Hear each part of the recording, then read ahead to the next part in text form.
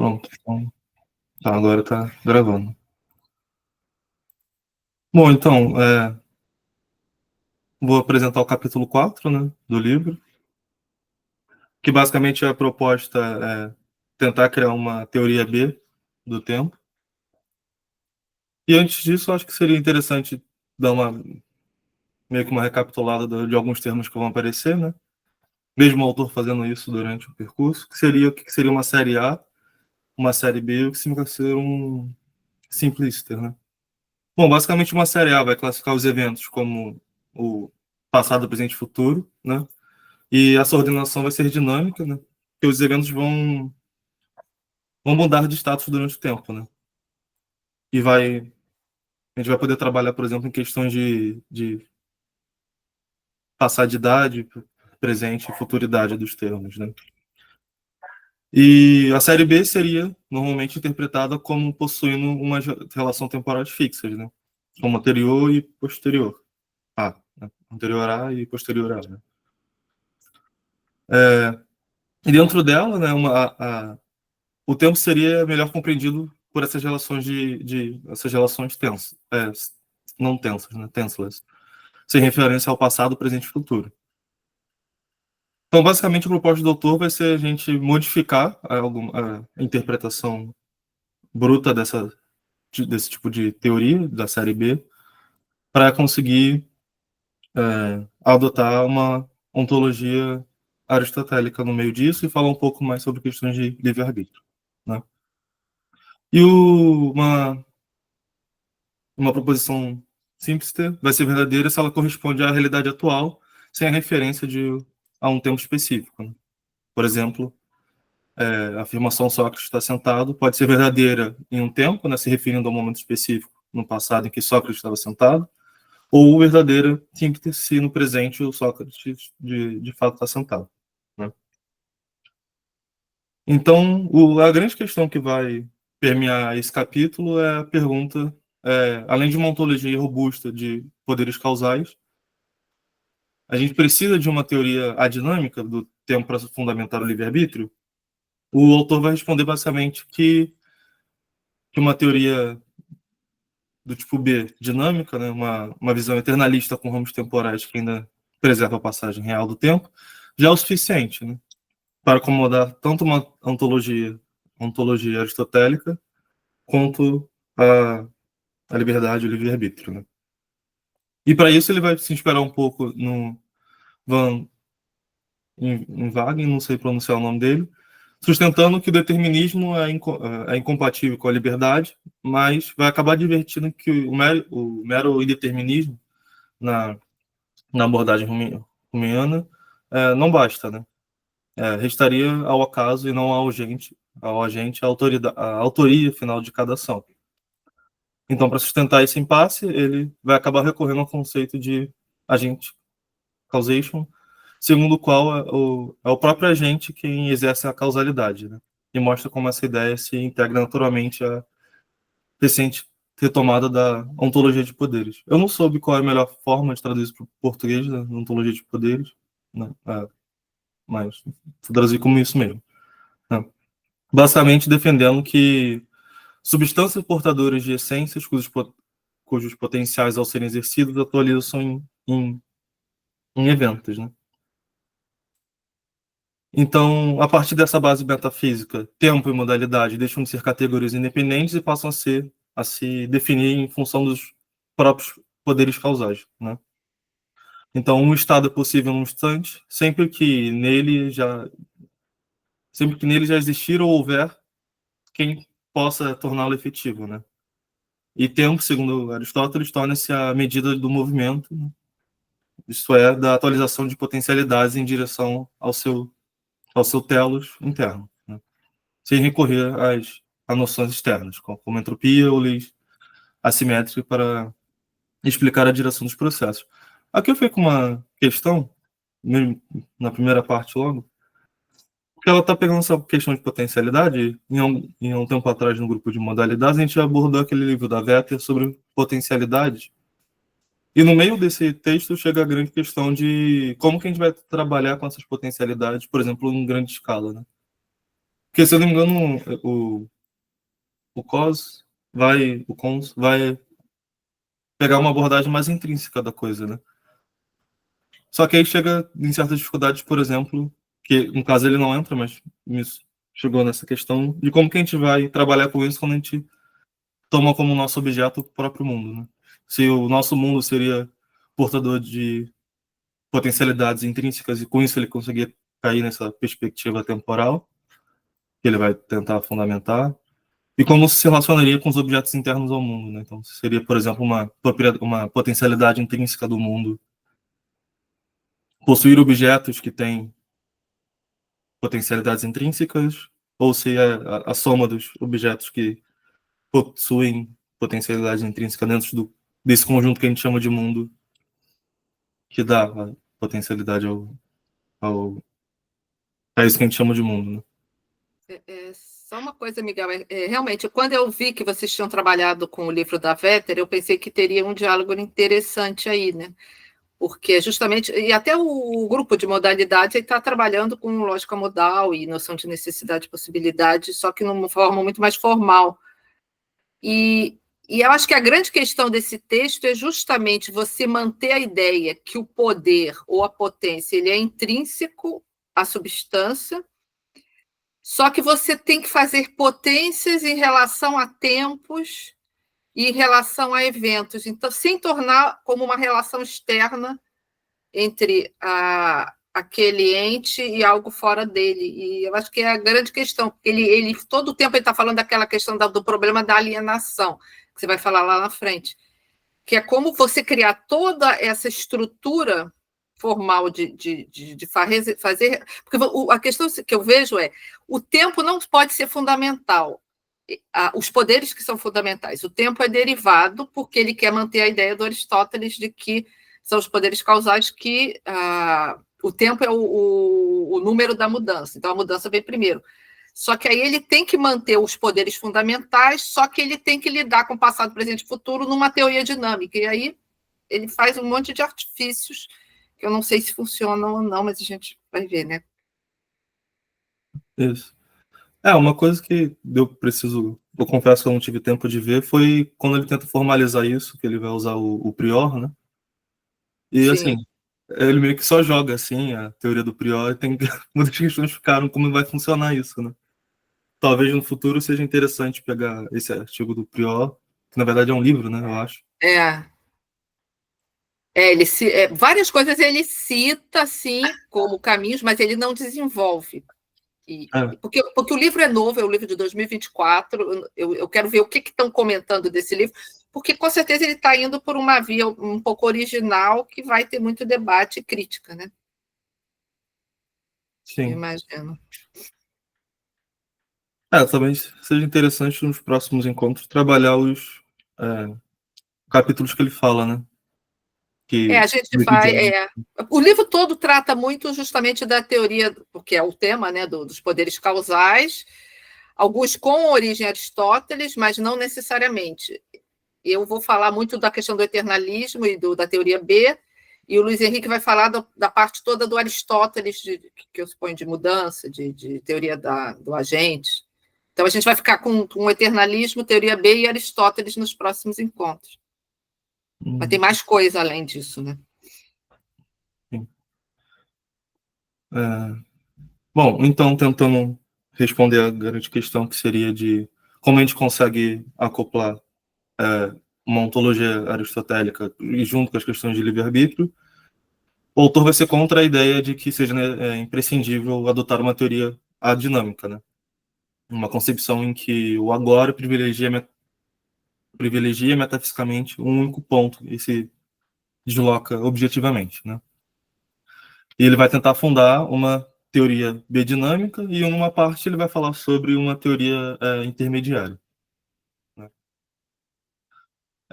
Então, nessa abordagem dele, o passado, o presente e o futuro coexistem em um bloco eternalista, mas o futuro vai acabar se ramificando em vários desdobramentos possíveis, né? Preservando tanto a abertura indispensável à escolha livre, né, o livre-arbítrio, quanto a coerência interna de uma ontologia aristotélica de potências, né? Que agora eu descobri que a melhor tradução é potências, não poderes. Faz muito sentido.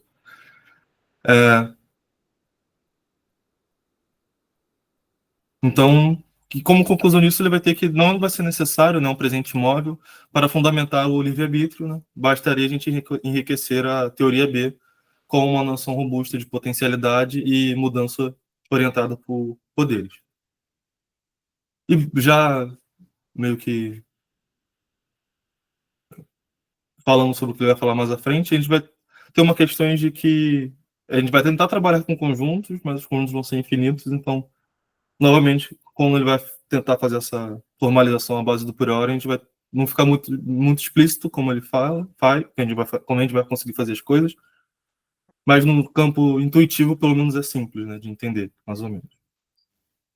Então, na verdade, ele vai defender que não se trata apenas de um embate entre teoria A e teoria B, né? Mas, na verdade, é uma tricotomia que, na verdade, se abre para mais coisas. Né? Então, vai ser entre uma teoria A, uma teoria B e uma teoria intermediária.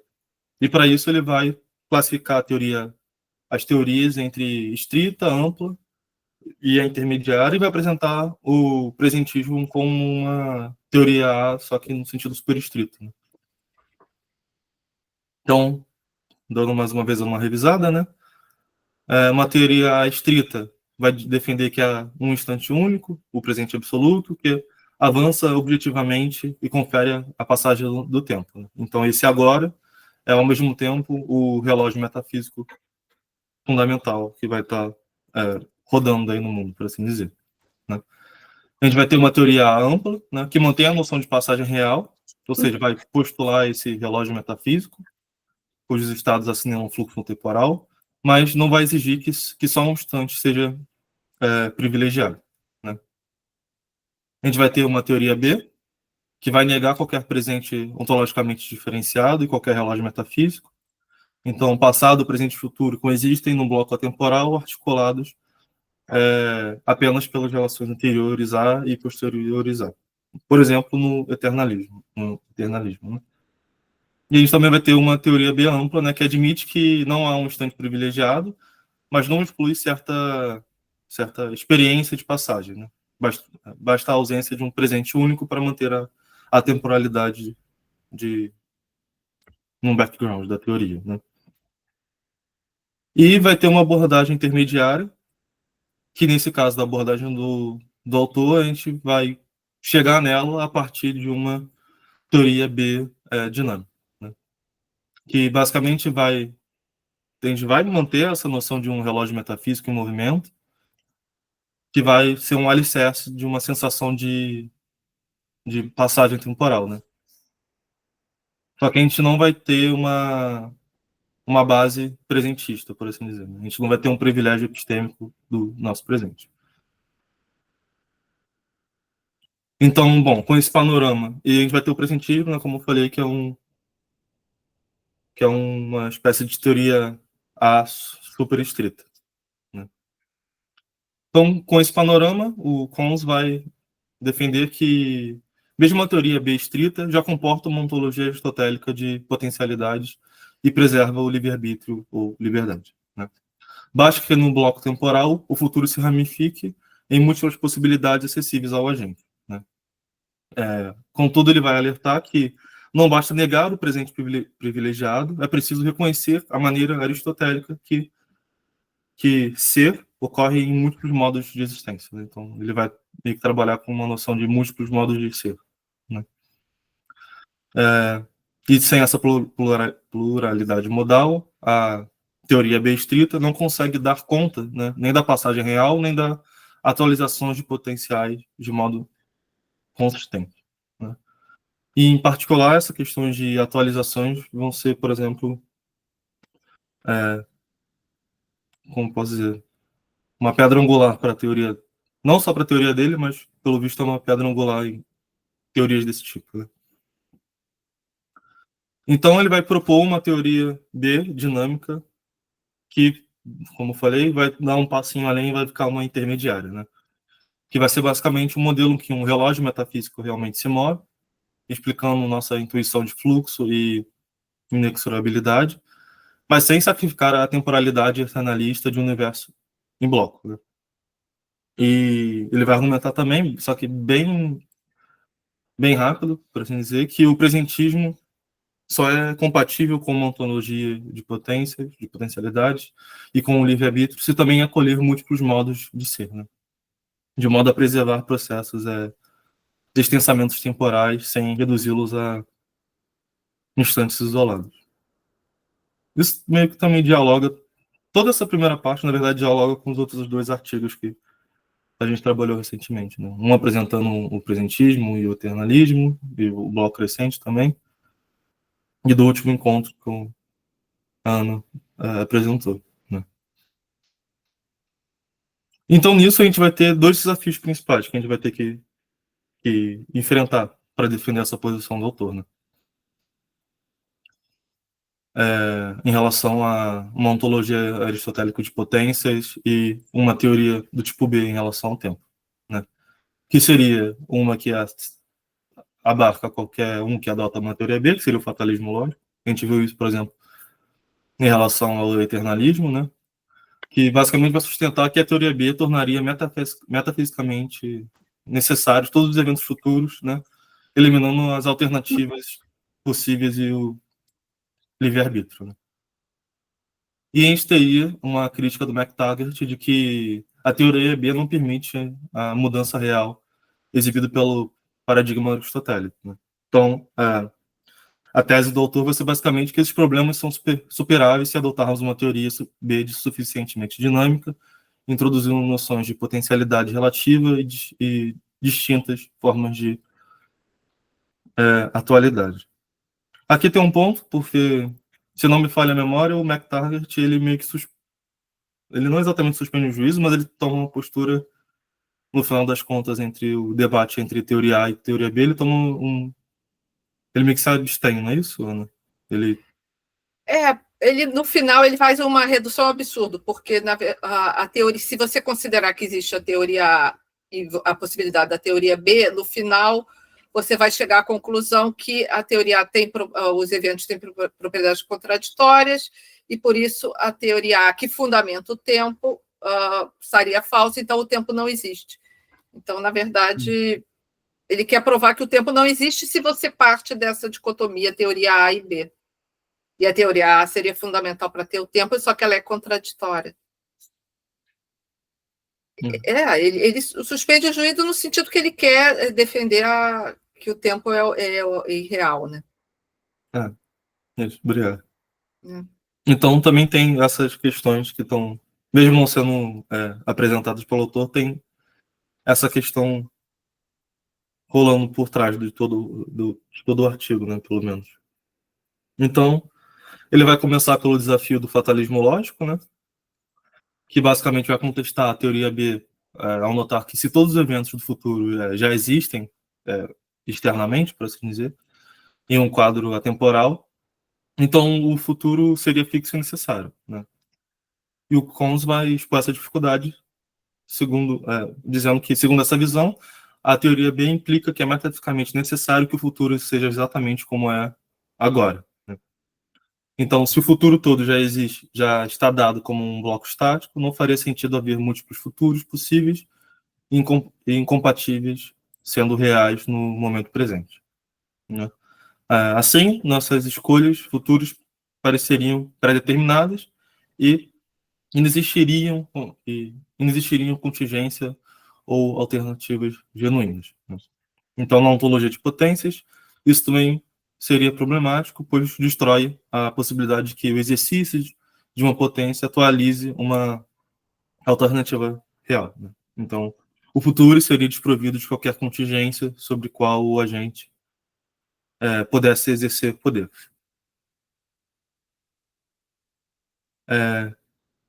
Mas o Cons vai rejeitar, né, essa inferência fatalista e vai propor que a gente imagine a realidade temporal como uma árvore ramificada, né? Então, o passado seria um tronco único até o presente, onde tudo que já ocorreu está fixado, né? Mas a partir do presente partiriam múltiplos ramos correspondentes a futuros alternativos. E como a gente viu nos últimos encontros, trabalhar com questões sobre o futuro são complicadas, mas trabalhar com o passado, dependendo da nossa posição, também pode ter certa dificuldade, né, na hora de como a gente vai interpretar sentenças temporais que falam sobre o passado também. E nesse caso, a gente teria meio que o melhor dos dois mundos, né? A gente teria uma certa facilidade para falar sobre sentenças do passado, já que elas teriam nesse tronco, que vai ser uma relação linear e ordenada das coisas, e a gente também vai ter a capacidade de trabalhar com o futuro de forma minimamente satisfatória, a princípio, né? Então, em cada momento, vão existir possibilidades alternativas reais, né?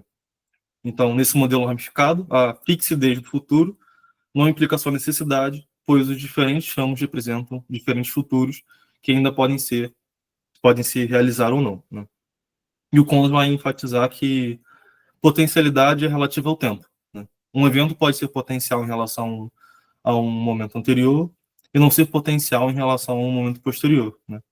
Pois, em outras ramificações, já ocorreu algo que o torna inevitável, por assim dizer. Nesse ponto, me pareceu que é uma abordagem um pouco parecida com aquela abordagem que trabalha com uma noção parecida com mundos possíveis, só que no caso não são exatamente mundos possíveis, seriam tempos possíveis, né? Só que ele não fala exatamente sobre isso, mas me pareceu que a forma mais intuitiva de interpretar isso seria mais ou menos dessa forma, né? Em cada ramozinho ramificado, a gente teria uma espécie de conjunto maximal das proposições que poderiam, das potencialidades que poderiam estar rolando ali, né? Mas, só uma coisa, Miguel, que eu notei que a gente falou da última vez do modelo do Storrs-McCall, que era a árvore, né, que vai diminuindo de tamanho, o universo decrescente.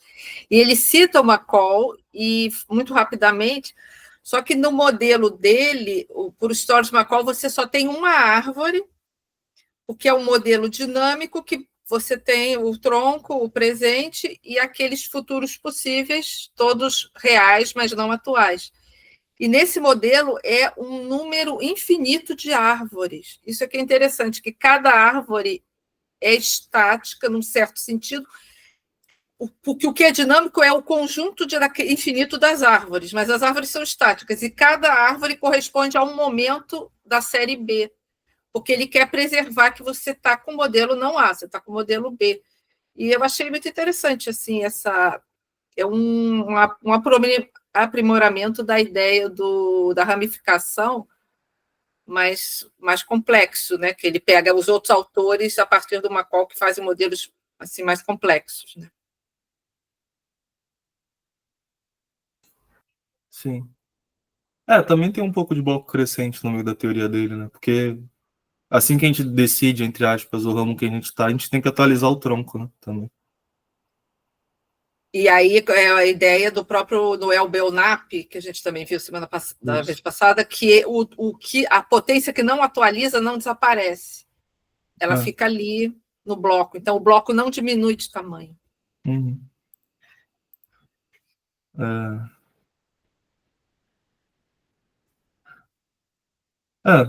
Falando sobre isso, é verdade. Mas eu também fiquei com uma dúvida, né, sobre. Não sei se é possível ter potências no sentido do futuro, né? Contraditórias entre si, não, né? Tipo, tem como ter galhos contraditórios entre si? Sim, eu acho que a ideia toda de preservar o livre-arbítrio é porque você tem potências, você tem muitas potências juntas, porque essa é a ideia. Eu posso estar sentada ou posso não estar sentada daqui a uma hora, e são contraditórias e as duas existem. O livre-arbítrio está justamente na existência de múltiplas potências, já hoje, no presente, né? E uma delas que vai se atualizar. Isso é a ideia toda do que um futuro só que vai ser o real. Sim, sim. O atual, né? Não o real. O real ele já existe. Sim. Não. Faz sentido, na verdade. Eu tava pensando mais na hora de fundamentar esse novo tronco, né? Por assim dizer, né? É que a potência, aí você tem o índice temporal. A potência, ela está lá em relação ao futuro.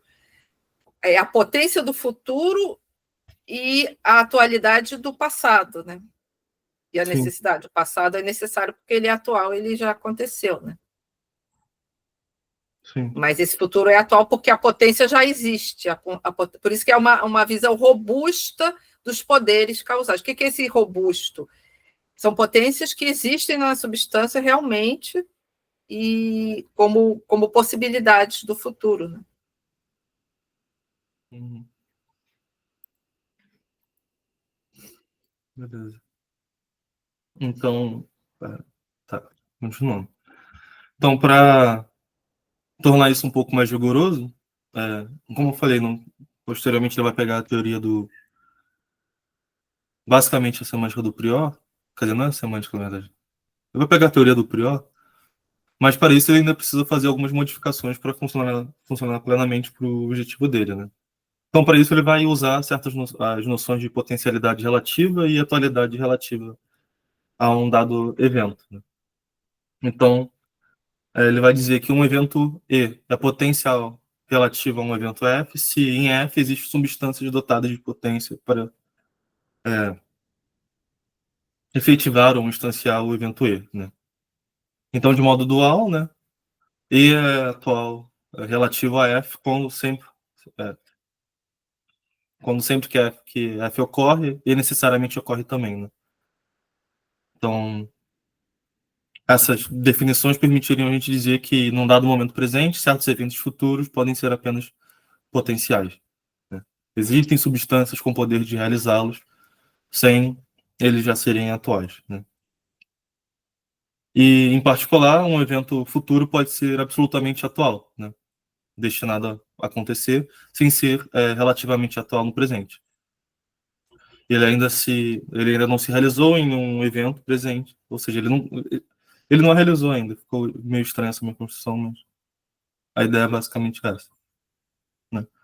Então, um evento é absolutamente atual se ele é atual relativo a um outro evento ou um instante já absoluto, né? Isto é, se em algum momento anterior algo já continha a potência de realizar.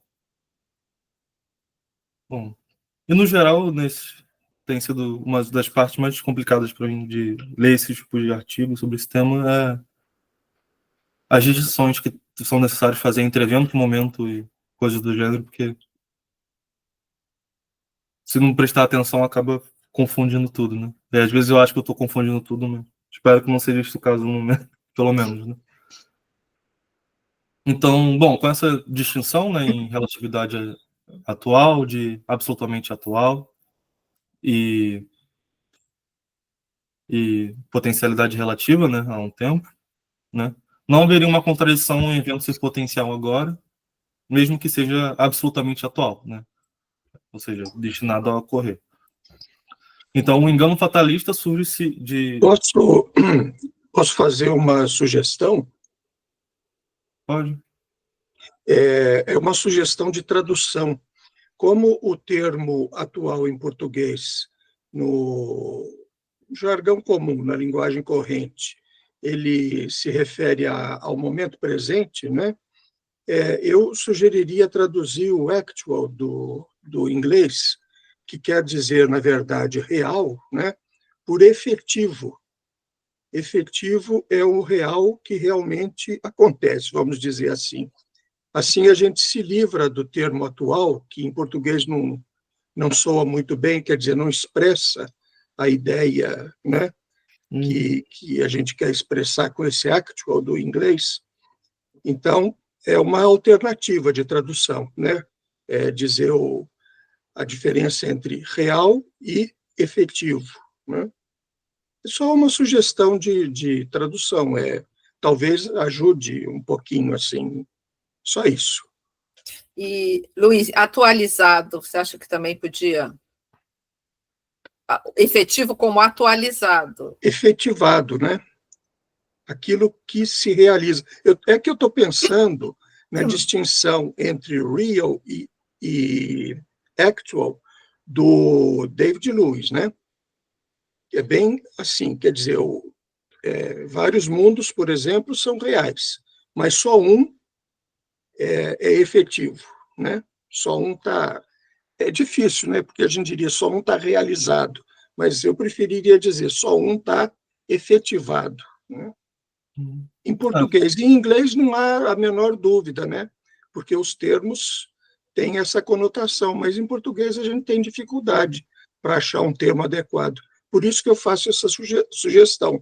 Mas a gente pode continuar com o atual também. Tudo bem, né? No modelo ramificado também tem possibilidades reais E e actual. possibilidades efetivas, eu diria, né? É porque o atual pode subrepticiamente nos dar a ideia de que é algo que Que é presente. está presente, e não é o E não é caso, né? isso, exato. Isso confundiria tudo, né? Tá. Não, beleza. Pra mim. Eu só vou ter que lembrar na hora de ficar lendo aqui. Na hora você vai falar atual automático. Não, agora você deixa assim, eu estou fazendo a sugestão para o futuro. Sim, depois eu vou no ataque alterar. É porque é isso, para mim, estudar particularmente essas coisas tem sido um pouco complicado por causa dessa questão de tradução. No inglês fica mais fácil de entender, mas na hora de traduzir, eu sempre fico pensando se não vai ter uma conotação metafísica que eu não desejo, aí eu vou na tradução mais simples possível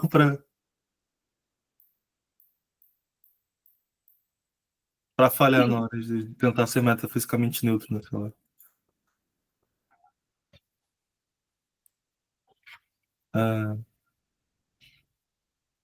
Tá, então estava aqui, né? Então, dada essa distinção, né, não haveria uma contradição em um evento ser potencial, efetivamente, né? E que seja absolutamente efetivado, né? Destinado a correr. Né? Então, um engano fatalista surgiria de confundir ser absolutamente efetivado, né? Existir de algum modo no bloco do tempo, com já ser efetivamente realizado no instante presente. Né? Em termos aristotélicos, quando vai invocar o ditado de o ser é dito de muitos modos. Né? Então, há múltiplos modos de ser,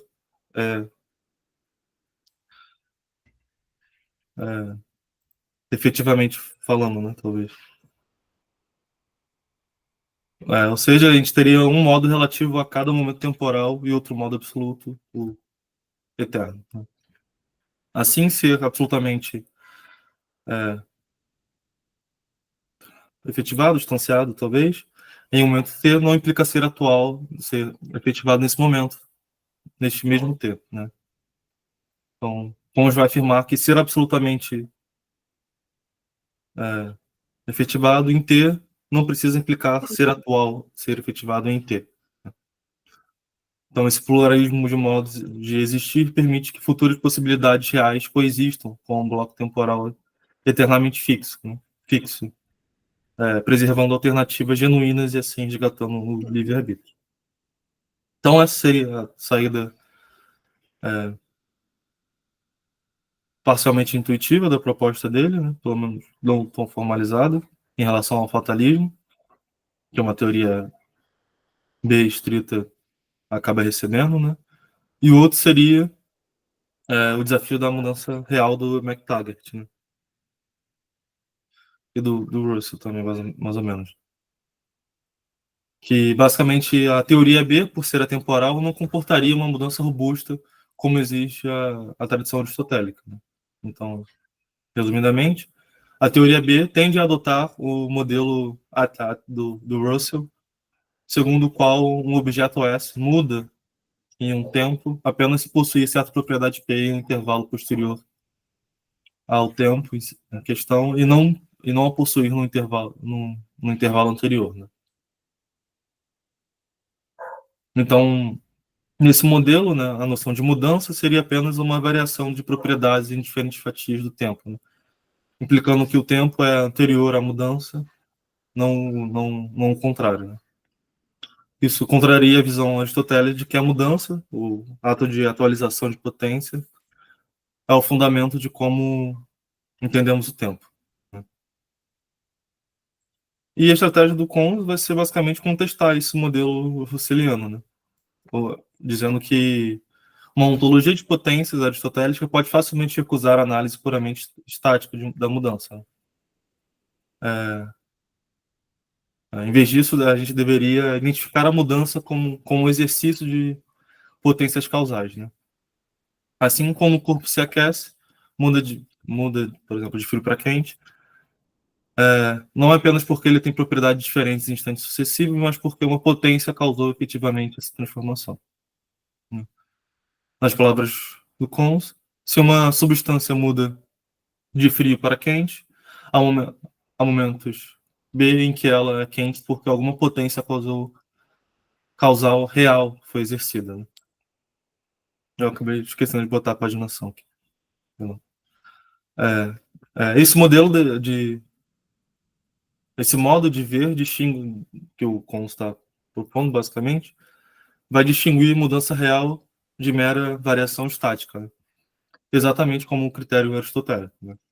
Algo muda de fato quando uma potência interna ou externa é ativada, não apenas quando suas propriedades aparecem diferentemente em diferentes instantes, né?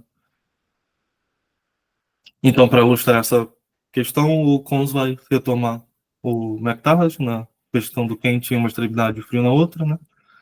E vai chamar essa circunstância de mudança, que seria apenas uma metáfora, né? Não há nenhuma potência realizando transformações de uma ponta para outra. Ao contrário, um tijolo que de fato se aquece torna-se quente porque realmente algo atuou sobre ele em seu estado frio, exercendo poder causal para torná-lo quente, né? Então, rejeitando esse modelo russeliano, a teoria biodinâmica admite que a mudança real sem precisar privilegiar um tempo presente fixo. Então, o Cons vai concluir basicamente que nesse quadro de uma teoria biodinâmica, as exigências aristotélicas de mudança, a associação intrínseca de ato e potência em cada processo, são plenamente atendidas pela teoria B quando esta considera o exercício efetivo de potências causais como a marca da mudança. Então, os dois desafios, o fatalismo e esse do McTavish, poderiam ser vencidos, né? O fatalismo é dissolvido pela noção de potencialidades abertas e um futuro ramificado, e por distinguir essa efetividade relativa da absoluta, e o problema da mudança real é resolvido ao rejeitar o modelo estático do Russell em favor de uma análise de mudanças com atualizações de potencialidade, né? Dessa forma, ele defende que uma teoria B suficientemente dinâmica é compatível com a ontologia aristotélica de potências causais e com o livre-arbítrio genuinamente alternativo.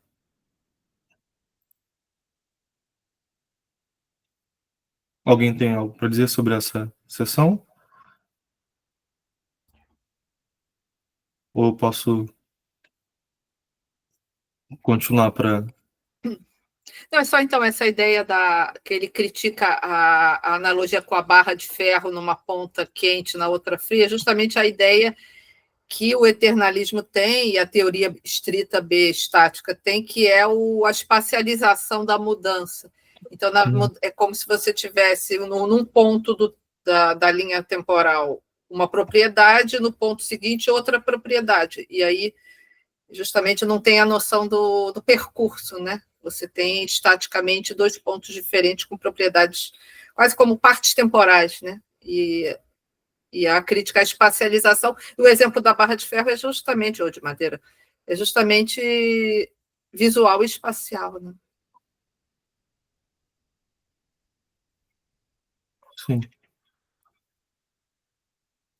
Bom, e aqui a gente chega numa... Perdão, ia falar alguma coisa?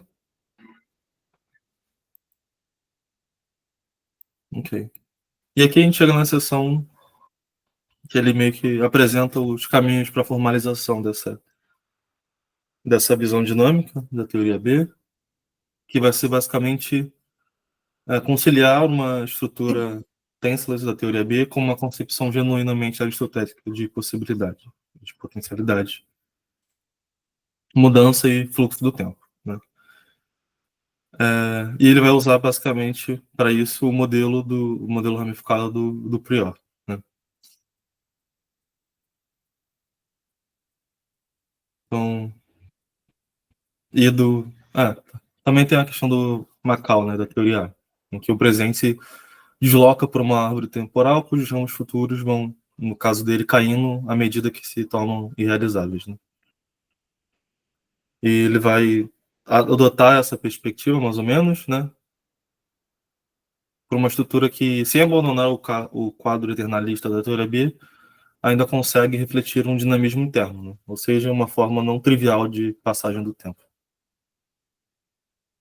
Então, eu não sei, desculpe, como é que essa ideia da potência não atualizada em Aristóteles, às vezes eu fico em dúvida, qual é o status dela depois que existe a atualização, né? Porque nesse modelo do McCall que ele cita, que ele se embasa também, essa potência não atualizada, não efetivada, vai desaparecer. Mas me parece que nesse modelo no final que ele vai adotar, já que ele está numa série B, está mantendo um certo ideia de um certo estático, né? Não total, eu acho que a potência fica lá como potência não efetivada. Eu fiquei com essa dúvida. Como para o Aristóteles, o que acontece com as potências que não são efetivadas? Puramente Aristóteles, sem pegar essa derivação contemporânea que a gente está vendo agora. Eu também não tenho ideia. Não sei se alguém daqui é mais familiarizado com essa parte do Aristóteles. Eu já li alguma coisa sobre isso. Aliás, eu tenho que voltar uma hora dessa a pegar no Aristóteles, mas Aristóteles meio que vê as coisas em termos de processo. Eu não sei dizer, eu acho que elas não desaparecem. Acho que elas não desaparecem, não. Elas permanecem lá como potências não atualizadas. Mas eu li sobre isso aqui na... Cadê o... meu Deus. Eu vou achar aqui o livro que há um tempo atrás, eu mexi, e aí eu passo a referência. É uma literatura secundária do Aristóteles. Mas eu acho que elas permanecem como não atualizadas, potências não atualizadas.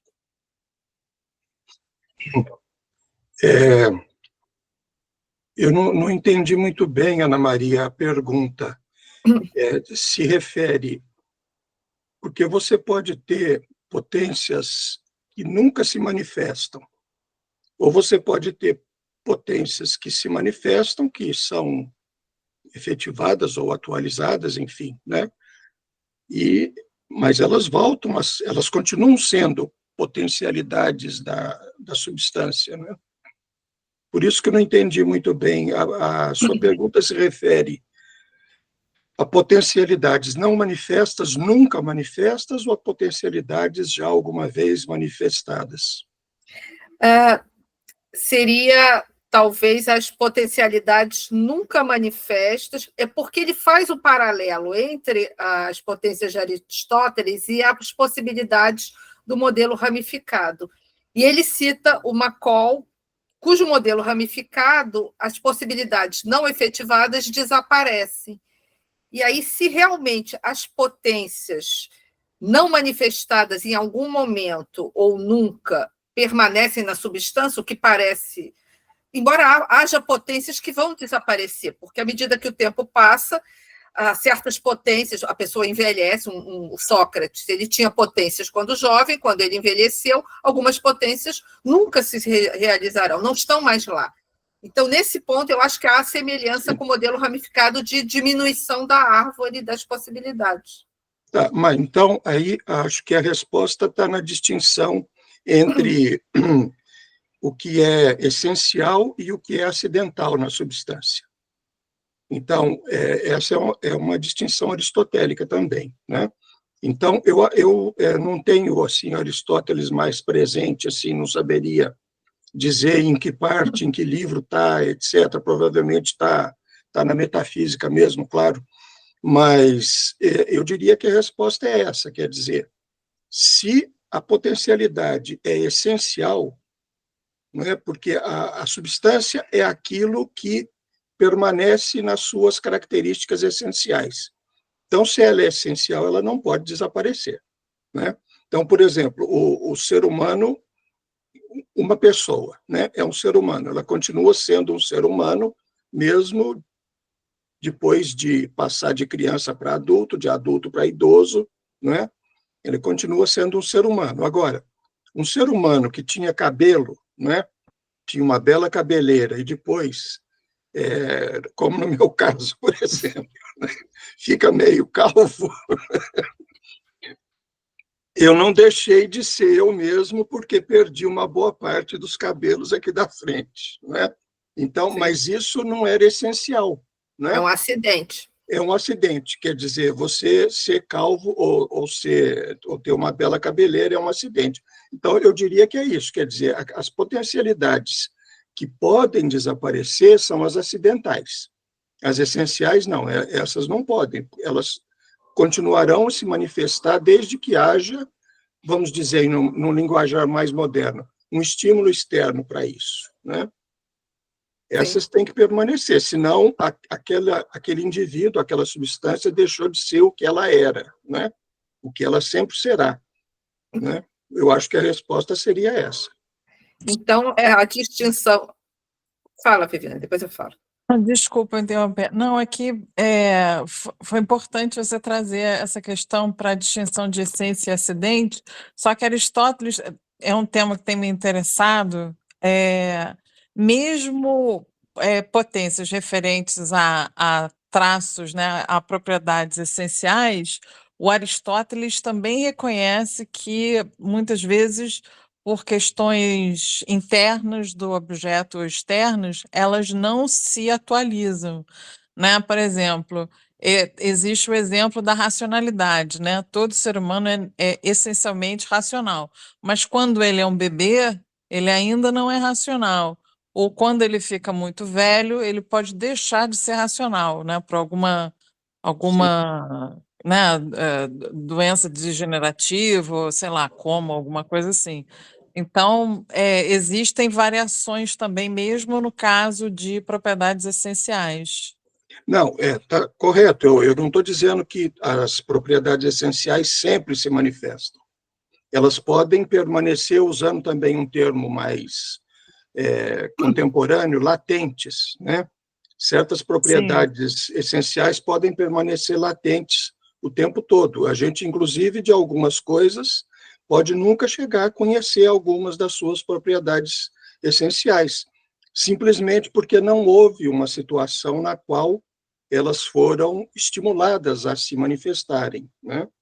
Isso. Agora, e isso também pode ser com relação às propriedades acidentais. Uma propriedade não tem que necessariamente se manifestar, né? É preciso haver a circunstância adequada. Então, mas eu concordo com você, claro que e o exemplo do bebê é ótimo, quer dizer, o bebê é, né, um ser que potencialmente é racional, mas ele vai ser racional só quando for um adulto, né? Mas porque lá no adulto vai haver circunstâncias adequadas para a sua racionalidade se manifestar. O importante, né, do ponto de vista de Aristóteles, é que mesmo e na velhice, né, essa propriedade pode não se manifestar mais, mas ela continua em potência sendo uma propriedade essencial do ser humano. Isso é o que é importante, porque senão ele não é mais um ser humano.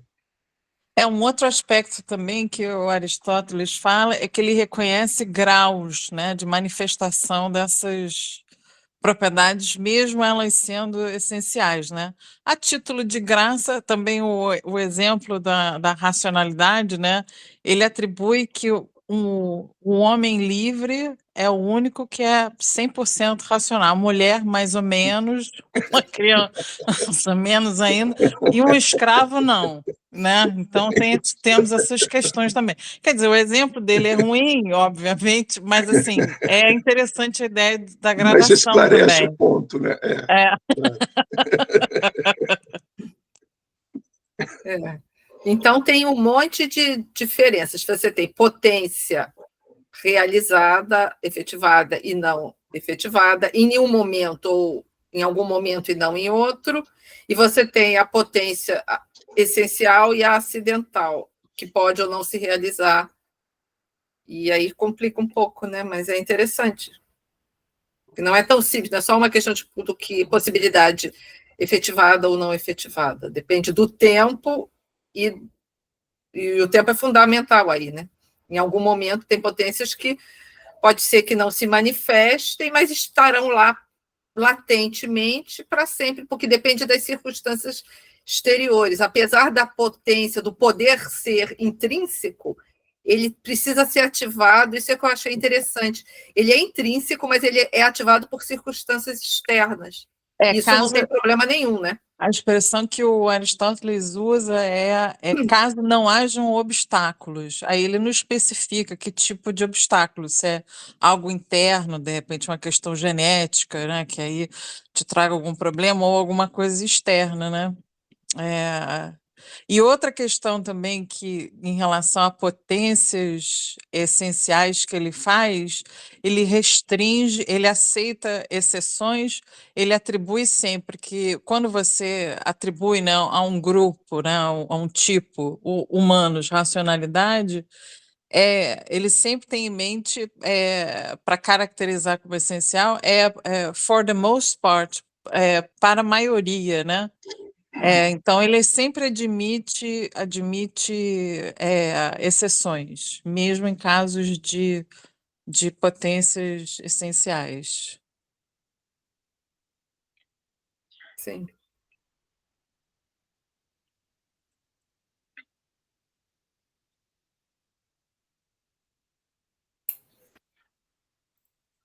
Beleza.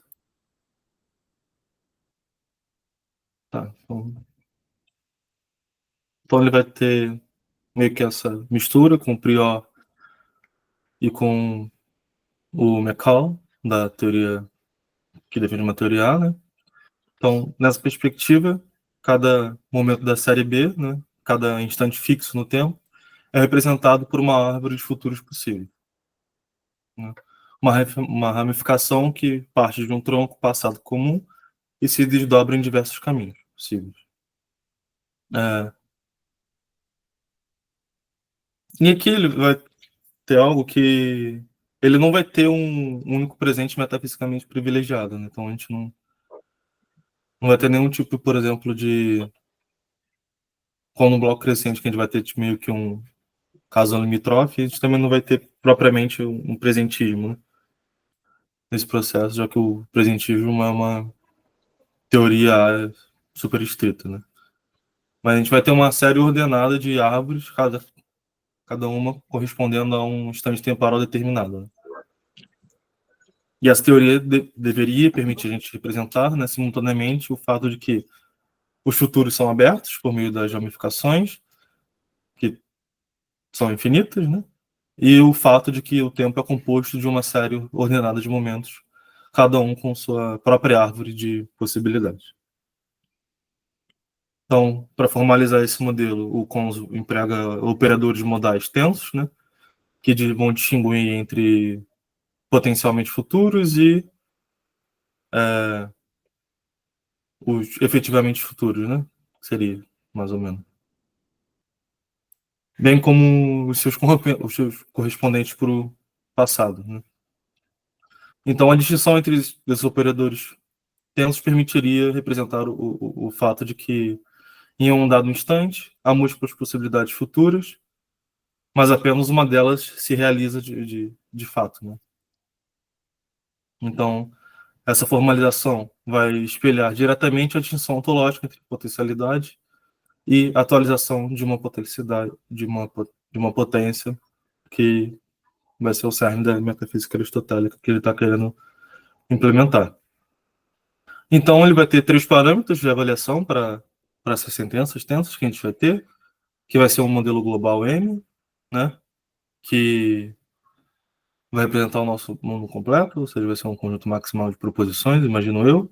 A gente vai ter uma árvore T, que vai ser uma representação do momento T, do momento B fixo, né, com seus futuros possíveis, que vai ser, imagino eu, um subconjunto do modelo global das nossas proposições, e a gente vai ter o nosso indexical do tempo, né, que vai ser dentro da árvore T, representando um ponto possível no futuro A, né, em termos de experiência. Né. Essa diferenciação vai permitir interpretar sentenças tensas de forma precisa, refletindo tanto o aspecto ramificado do tempo quanto sua ordenação objetiva. Né. Então, as fórmulas formais inspiradas em Prior e Camp capturam essas distinções de forma, em tese, rigorosa e preservam as nuances modais fundamentais para a ontologia de potências. Como eu falei, eu não tive tempo de ver exatamente do material original onde ele pegou essas coisas, então, por exemplo, eu não tenho muita noção do que significa esse símbolozinho, por exemplo, né? Mas ainda intuitivamente é simples de se entender o que está acontecendo nessas formalizações. Né? Eu acho que é anterior. Eu penso que é anterior, né? Esse símbolo aí. Vem antes.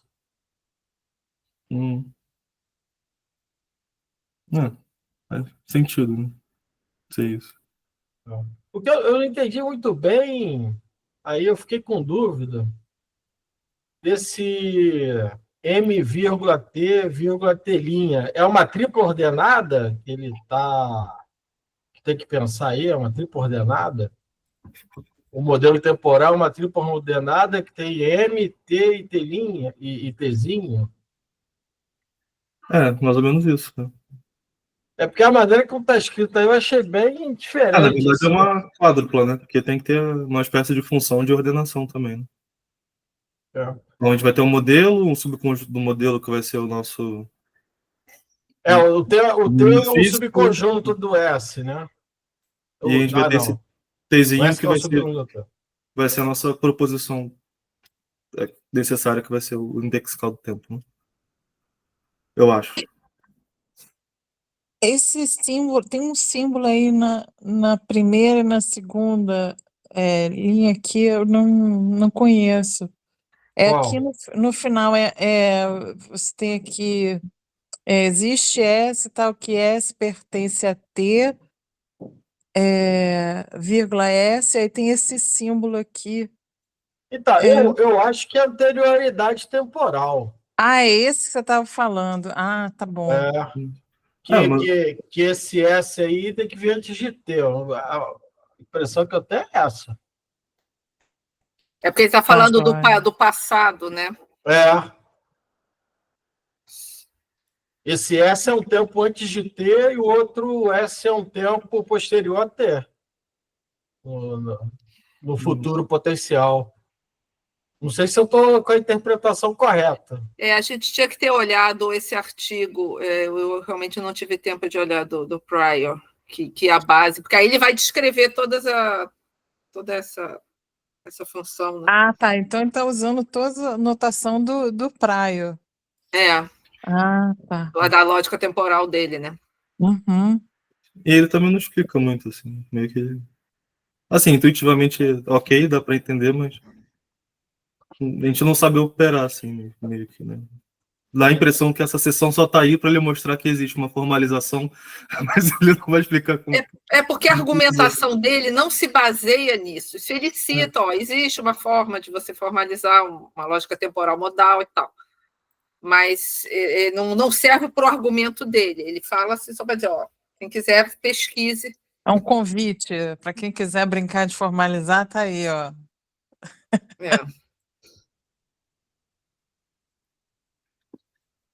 Então a gente pode até, quem quiser, eu até vou olhar depois, e a gente pode depois comentar, né? Na próxima vez, rapidamente. Sim. Aí. Bom, aí esse NS seria o presente da árvore S em questão, né? Que seria o último ponto da árvore antes de qualquer ramificação futura ocorrer, né? Tratando-se do, do nó, entre aspas, né? Da árvore S, tal que nenhum outro ponto em S ocorre depois dele sem ramificações, né? Então seria o ponto a partir do qual os futuros possíveis ainda estariam abertos. E ele vai precisar dessas notações para definir esses operadores de futuro e passado efetivos, né? Eu acho que a leitura está correta, acho que é isso mesmo, se me lembro bem, né, da lógica temporal. A outra sugestão, já que eu fiz uma, deixa eu fazer outra, né? Em vez de dizer sentenças tensas, que dá a ideia de que as sentenças estão meio nervosas, né? Podia dizer sentenças temporais mesmo, né? Sim. Entendendo que é o tempo verbal, né? Uhum. Não é necessariamente o tempo, vamos dizer, físico ou metafísico, se trata do tempo verbal aí, né? Sim.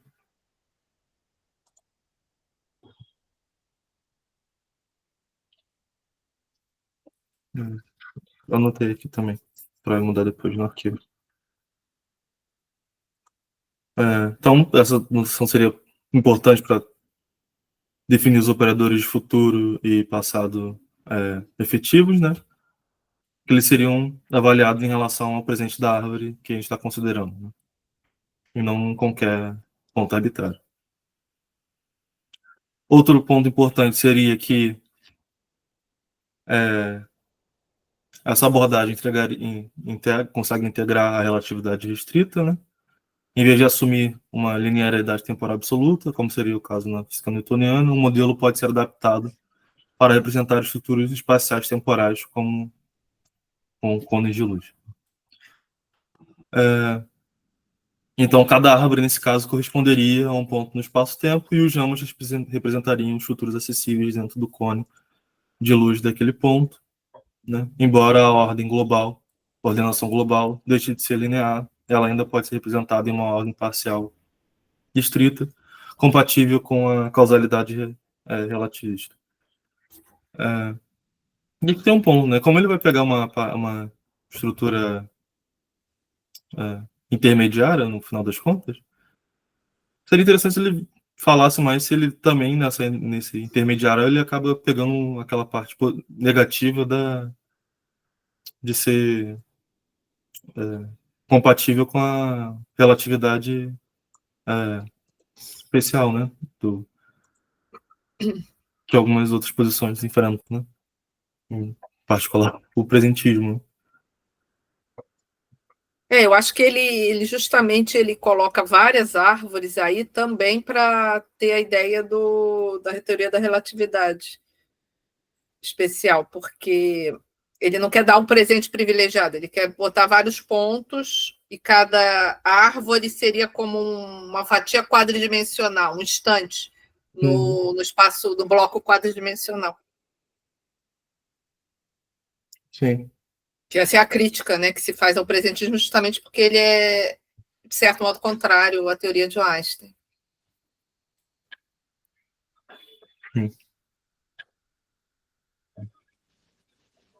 Uhum. Então, bom, a ideia é que esse modelo dinâmico de uma teoria consegue respeitar e ter uma coerência com os princípios da teoria B, ao mesmo tempo que incorpora elementos dinâmicos suficientes para explicar tanto a mudança, né, quanto o fluxo temporal como a gente experimenta ele, né, como fenômeno em si. Então, com isso, ele vai meio que adequar essa teoria dinâmica B para o que parece ser o objetivo dele em si, que é essa teoria intermediária, né? Que introduz um relógio metafísico em movimento, mas procura ainda ter uma perspectiva eternalista de fundo. Então, ele vai voltar novamente ao McTaggart e alguns desafios que... Bom, o argumento original do McTaggart vai consistir em mostrar que se os eventos possuem as propriedades passado, presente e futuro, então cada evento deve possuir propriedades mutuamente exclusivas, né? Logo contraditórias. Né? A tentativa de relativizar essas propriedades ao tempo, isto é dizer que um evento é futuro em um momento, presente em outro e passado em outro, falha, segundo McTaggart, porque depende da própria distinção temporal que está sendo posta em dúvida, o que gera uma forma de circularidade viciosa. E o Conjo vai reconhecer que uma versão similar da crítica do McTaggart pode ser aplicada a essa teoria dinâmica B. Né? Se um mesmo evento pertence simultaneamente a múltiplas árvores, em algumas como evento passado, em outros como presente, em outros como potencialmente futuro, então ele parece portar propriedades contraditórias. O mesmo vale para as categorias de atualidade e versus... De atualidade não, perdão. Categorias de efetividade, talvez, né? Versus potencialidade. Isso, efetividade, isso. Versus de potencialidade ou de necessidade versus possibilidade. Né? Então, né, como poderia ser um evento ser ao mesmo tempo necessário e contingente, atual e apenas potencial? Né? Então, a resposta clássica da teoria B, da teoria A, perdão, seria relativizar essas propriedades ao tempo. Né? Mas ela não é acessível à pessoa que agrega e concorda com o Commons nessa teoria B dinâmica. Né? Pelo menos não da forma convencional. Isso porque a teoria B vai sustentar que todos os momentos B coexistem eternamente e que o tempo não é um recipiente metafisicamente anterior aos eventos. Né? Então, a tentativa de dizer que um evento é presente em relação a um determinado momento B reintroduziria, segundo o Commons, né, uma estrutura estática e espacializada do tempo, como se o tempo fosse um pano de fundo no qual os eventos são colocados, o que contraria o espírito aristotélico de que a mudança fundamenta o tempo e não o inverso. Além disso, o Commons vai recusar uma solução que invoque partes temporais disjuntas dos eventos, como se, por exemplo, a morte de César tivesse um pedaço que é futuro em 100 anos de Cristo e outro que é passado em 100 depois de Cristo. Né? Isso comprometeria a identidade unificada dos eventos e violaria a concepção de substâncias e acidentes como portadores inteiros de propriedade. No sentido de seria uma perspectiva intrínseca disso. Né? Então, a tentativa mais promissora para o Commons vai consistir em relativizar as propriedades temporais, como futuridade e efetividade, a atualidade, a outros eventos, né? E não a momentos. Então, um evento E é potencial em relação a F, quando F contém substâncias com poder causal para atualizá-lo. Né? Com isso, os momentos B seriam definidos não como unidades temporais fundamentais, mas como classes máximas de eventos que não são potencialmente causados uns pelos outros. Né? E essa estratégia preservaria a prioridade ontológica da causalidade sobre o tempo. Né? No entanto, essa resposta esbarra em um problema mais profundo. Né? A potencialidade, como eu acabei admitindo, é uma propriedade monádica, né? E não relacional. Um evento é ou não é potencial, não em relação a outro evento, mas de maneira própria. Né? Aqui talvez seria interessante eu ter colocado sobre a questão da nota de rodapé 1, né? Eu acabei esquecendo de falar sobre ela, mas enfim. Analogamente, como o McTaggart já havia mostrado, não faz sentido dizer que um evento é futuro em relação ao outro. Né? Ele simplesmente é futuro ou não é. Então, essa crítica dissolve a tentativa de relativização e força o autor a ir mais fundo na abordagem dele. E a proposta dele vai ser um pouco radical, e vai se apoiar em um princípio ontológico aristotélico, né? A cópula deve ser temporal. Isto é, em vez de pensar os eventos como portadores de propriedades em si, devemos reconhecer que o verbo ser se declina em diferentes modos de ser, né? Então, cada momento da série B possui um modo distinto de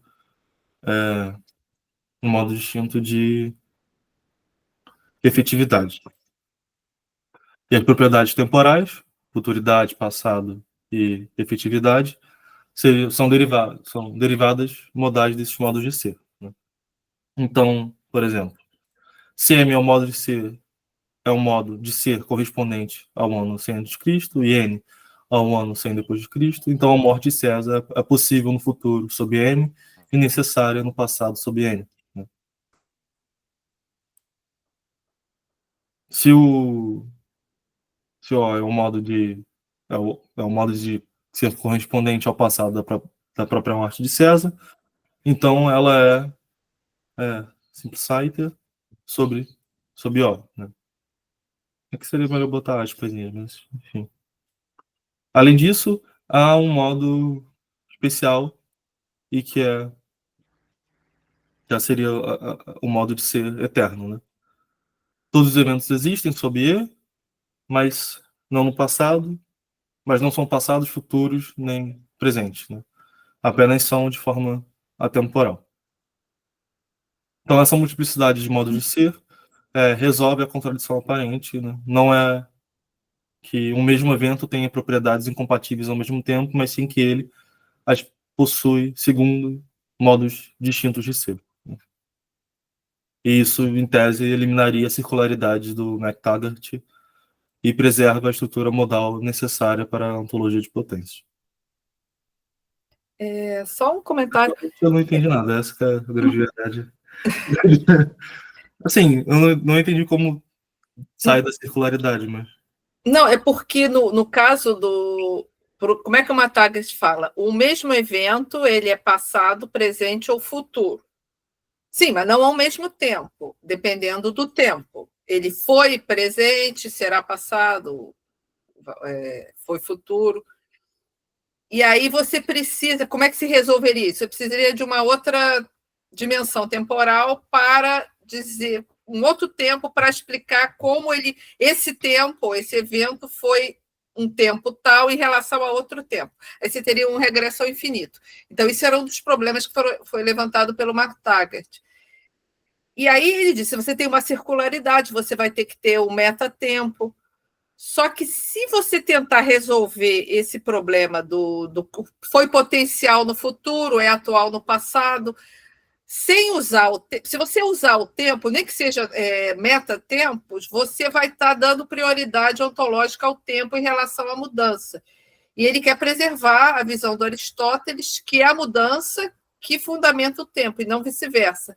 Então, ele não quer postular que os tempos são fundamentais, e aí eu vou tentar resolver a contradição de ter dois tempos, que não é ao mesmo tempo, é num segundo tempo. Eu não quero nada disso. Por quê? Porque eu não quero considerar que os tempos são fundamentais. O tempo deriva da mudança, e não vice-versa. E aí ele diz, não, eu vou resolver o problema não estipulando outros tempos, mas dizendo que são os modos de ser. Porque para o Aristóteles você tem as substâncias, os acidentes, você tem os modos de ser da substância, entre os quais tempo, espaço, são várias categorias. E aí o tempo ele é um modo de ser de algo mais fundamental. Então, ele é derivado.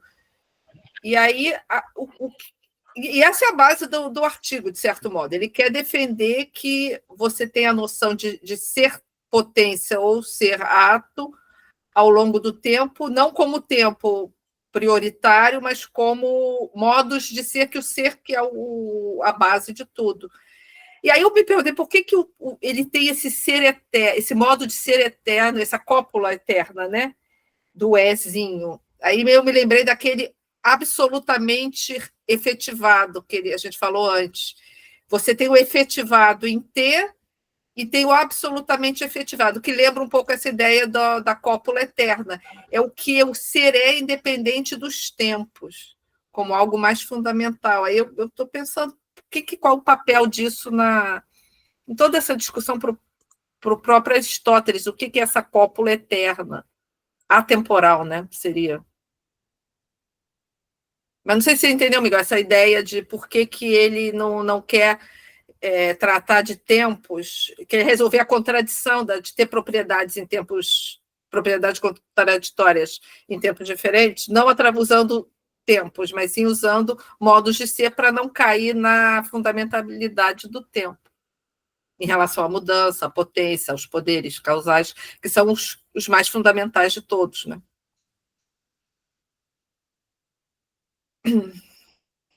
Essa cópula eterna poderia se entender como a essência da coisa, porque apesar de Aristóteles ver que podem haver algumas exceções em relação a propriedades essenciais, ele vê os tipos, né, o tipo que uma coisa é como algo imutável, né? Uma vez homem, sempre homem, sempre animal, né? Tem passagens assim, será que é isso?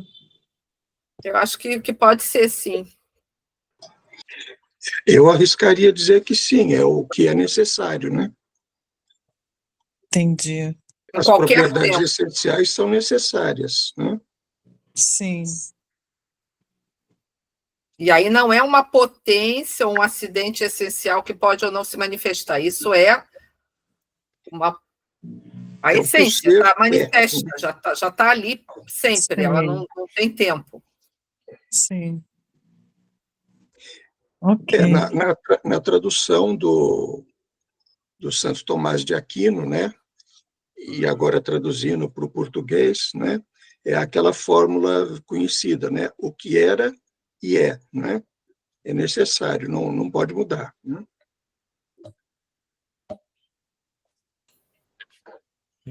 Ele até cita o Tomás, né? O Ordem Tomista. Não sei se eu botei aqui nas notas, né? Pelo menos ele cita, né? Em uma parte.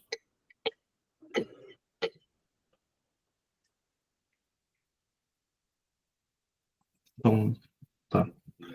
E vai ter outra objeção, né? A do Lewis, segundo a qual temporalizar a cópula alienaria os portadores de propriedade de suas próprias características intrínsecas, né? Se dizemos que a vara é quente sobre o momento M, no caso do exemplo do McTaggart, né? Sobre o modo M, então ela não é quente simple-cycle, né? O que colocaria em dúvida se a propriedade de calor ainda é, de fato, intrínseca à vara. O Cons vai responder que isso é um erro de leitura, né? O índice M não é parte de uma relação entre a vara e um tempo, mas uma distinção no modo de ser, né? Então, dizer que a vara é M subscrito Mzinho, né? É quente, é apenas uma forma de indicar que ela é quente intrinsecamente, segundo o modo de ser de M, né? Então, isso evita o problema da alienação, mas o predicado continua sendo atribuído de forma direta, né, por assim dizer. Então, disso a gente também vai ter uma questão epistêmica, no sentido de se toda predicação é relativa a um modo de ser, como a gente compreende enunciados como S é agora P, né? E para isso ele vai pegar a ideia do Frege, né? Que ele falou que foi desenvolvida pelo Maxwell Goss, que basicamente que se a gente tem acesso direto ao modo de ser correspondente, que a gente só tem um modo de ser correspondente ao presente. Os outros momentos são acessados apenas por descrições, né? Um instante, 5 segundos atrás, coisas do gênero. Assim, quando a gente usa o presente, não estamos indexando uma propriedade a um tempo externo, mas apenas exercendo um único modo de ser disponível à nossa consciência imediata, né? O presente é, nesse sentido, ontologicamente interno à nossa experiência, não um ponto fixo fora dela, tampouco metafisicamente privilegiado em relação aos outros, né? E aqui ele vai falar basicamente sobre compreender e afirmar verdade no modo eterno de ser. Né? Então, dizer que 2 mais 2 é com indexicalzinho E, 4, seria um exemplo de predicação atemporal ou não tensa. Né? Eu fiquei com dúvida aí dessa menção que ele faz ao Frege do Der Gedanke. Ele tá aqui, é aquele negócio lá do Frege que quando eu falo, está chovendo, na verdade, essa sentença, para ser completa, eu tenho que indexicar, está chovendo em tal lugar, no dia tal, tal, tal, hora tal. É isso que esse que é o ponto aí? Que a gente vai fazer toda... Para produzir um pensamento completo, está tudo isso embutido na sentença está chovendo. Porque do jeito que está, essa sentença ela vai variar em valor de verdade. Né? Porque está chovendo, dependendo de onde está sendo proferida, vai ser verdadeiro ou falso. Então é ambíguo, mas o Frege ele diz que essa sentença proferida nesse contexto ela tá toda indexicada. Local, tempo. Então, ela acaba produzindo um pensamento eterno, que vai ser sempre verdadeiro, sempre falso. É esse que é o ponto aí?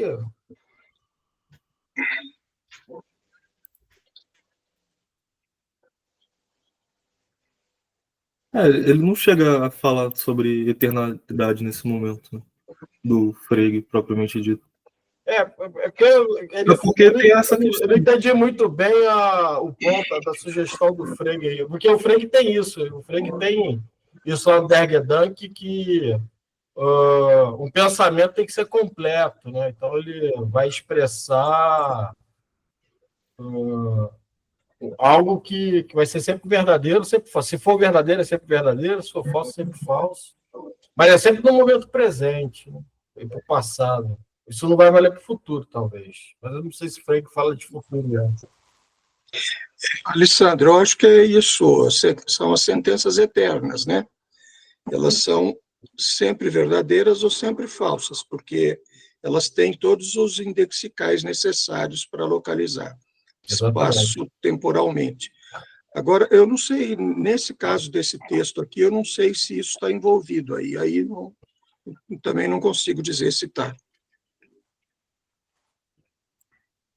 Não ficou claro, porque ele fala só num parágrafo, cita Frege e fala toda a ideia de que a gente só tem conhecimento direto, acquaintance, no sentido de Russell, com o presente. E o passado e o futuro, a gente tem uma descrição definida que a gente é um conhecimento indireto, por descrição. E aí seria uma forma de como eu me relaciono com esse modo de ser do presente, M, e dos outros modos de ser, do passado e do futuro. E ele quer garantir que eu não tenho uma relação externa que é algo intrínseco a mim, da minha consciência do presente. Aí eu não sei se exatamente que é a ideia do Der Gedanke, que você, quando está chovendo, você precisa fazer a vinculação com o índice temporal externo a ela, você precisa contextualizar, a sentença está incompleta. Então, eu não sei se é exatamente isso, porque ficou realmente muito superficial. Aí eu não sei se se isso tem lá no Der Gedanke, eu teria que reler o Der Gedanke para ver se o Frege fala que o passado só pode ser acessado via descrição, né? Assim, faz sentido, né? Porque a gente não tem acesso direto ao que passou, né?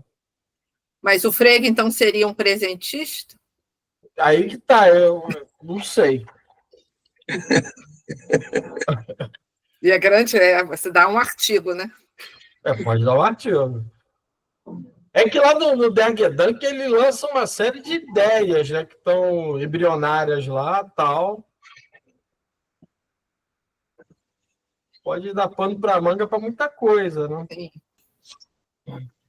Mas, Alessandro, você que entende mais do que eu, certamente, do que eu. Não é tão relevante assim quando ele fala que os demais momentos são acessados apenas por descrições, porque para o Frege as descrições são termos singulares normais, né? Não vai ter aquela análise husserliana toda e coisas do gênero. Não vai ter tanto impacto na coisa em si, na hora de fazer. sendo uma descrição ou não, né? Então, mas quando você não tem acesso direto à referência, você pode buscar acesso a essa referência indiretamente via significado do termo. Uhum. Que acho que é o caso do passado, mas eu não lembro se o Frege fala isso. Mas, por exemplo, os números, a gente não consegue, a gente não vê os números, a gente não tem acesso aos números, mas a gente consegue ter acesso via significados, né?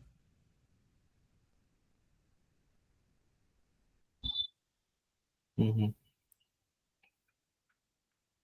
Que é meio que isso, né? Se não... Quando eu falo, sei lá, SAP num dado momento, vai ter todo esse index call não evidente, né, do negócio. Em tese, até o presente vai ser uma espécie de descrição definida na real, né? Então... Todos Porque... são, na verdade, não são só os outros, todos são, né? Toda uma sentença da SAP, ela não é, em geral, completa, né? Mas aí o Frege tem essa tese de que o pensamento tem que ser completo. Tem que ter um valor de verdade atribuído. Então, você falar que, sei lá, Alessandro é professor da Rural, né? Essa sentença ela vai mudar conforme a ocasião do proferimento, né? Se ela tivesse sido proferida há um tempo atrás, seria falsa. Sendo proferida hoje, é verdadeira. Sendo proferida aí para frente, pode ser que ela seja falsa de novo. Então, o contexto, quando você fala Alessandro é professor da Rural, está associado a isso. Alessandro é professor da Rural no ano de 2025, né? Você vai colocando uma série de lexicais espaço-temporais, de maneira que a sentença, de maneira a completar a sentença, para ela produzir um pensamento completo. Então, esse pensamento completo é eterno, né? Ele vai ser sempre verdadeiro ou sempre falso.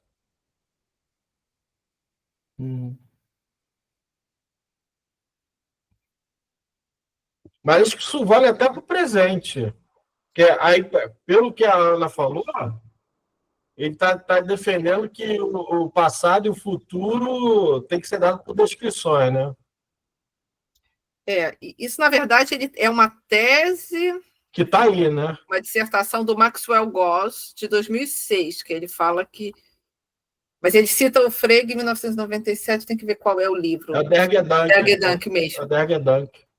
Agora, ele fala na página seguinte que, apesar da gente só ter conhecimento direto do presente, não há um presente privilegiado, porque ele quer justamente defender, o autor, né, o Cons, que você tem uma teoria intermediária, que você tem passagem do tempo, mas você não tem um presente privilegiado no sentido que só esse presente é real, o resto não existe mais. Então, foi o que o Miguel falou. De certo modo, o fato de ser uma descrição não tira uma certa realidade dos dois.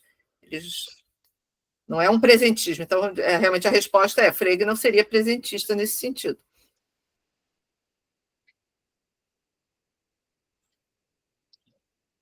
Mas tem que pensar.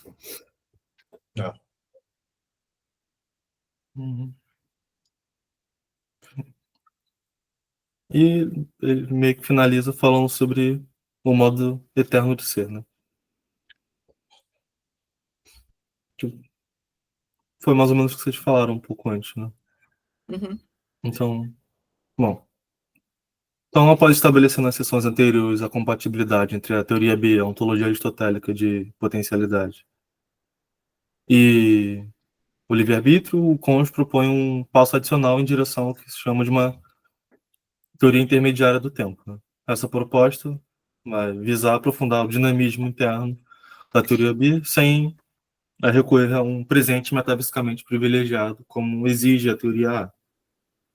Então, o ponto central ou seja, ele meio que vai tirar, naquele modelo formalista, o NS, né? O ponto central é a introdução de um relógio metafísico em movimento capaz de explicar a passagem do tempo tal como é vivida na experiência, sem comprometer os fundamentos ontológicos do eternalismo. Então, a ideia vai ser pensar que os modos de ser apresentados na sessão anterior como índices ontológicos que qualificam a atualidade dos eventos não estão fixos